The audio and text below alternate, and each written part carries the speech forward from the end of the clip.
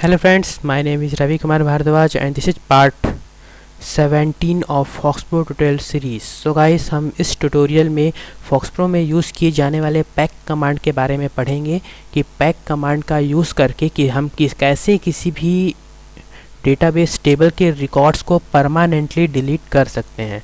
So guys, हम किसी भी पैक कमांड का यूज डायरेक्ट नहीं कर सकते.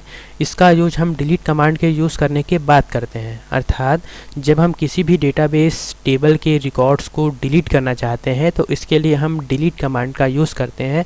तो जैसे मैंने आपको पिछले ट्यूटोरियल में बताया था कि डिलीट कमांड उन रिकॉर्ड्स को टेम्परेरी रूप से डिलीट करता है. अर्थात वो उन रिकॉर्ड्स के नाम के आगे में स्टार लगा देता है. अगर हम उसे वापस से प्राप्त करना चाहते हैं तो उसे रिकॉल करना होता है. लेकिन अगर डिलीट कमांड के थ्रू जो भी हमने रिकॉर्ड्स को टेम्परेरी रूप से डिलीट किया हुआ है, अगर हम उसे परमानेंटली डिलीट करना चाहते हैं तो उसके लिए हम पैक कमांड का यूज़ करते हैं. तो पैक कमांड डिलीट कमांड के द्वारा डिलीट किए गए अर्थात जिन रिकॉर्ड्स के आगे में डिलीट कमांड स्टार का साइन लगा देता है, हम उन रिकॉर्ड्स को परमानेंटली पैक कमांड की सहायता से डिलीट कर सकते हैं.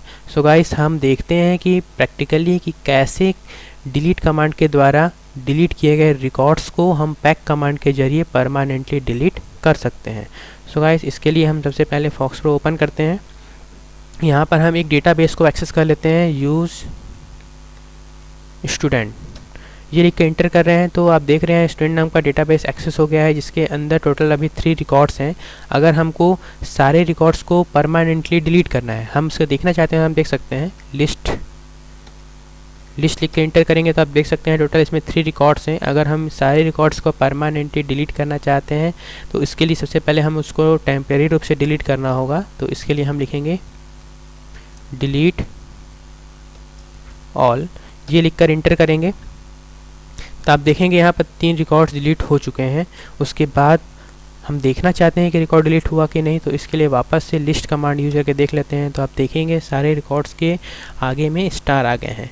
अब आप चाहते हैं इन सारे रिकॉर्ड्स को परमानेंटली डिलीट करना है तो इसके लिए हम यहाँ पर पैक कमांड यूज़ करेंगे, PACK. सो गाइस, आप ध्यान रखें, अगर हम पैक कमांड का एक बार यूज़ कर लेते हैं तो वो इन तीनों रिकॉर्ड्स को परमानेंटली डिलीट कर देगा. इसके बाद हम इसे वापस प्राप्त नहीं कर सकते हैं.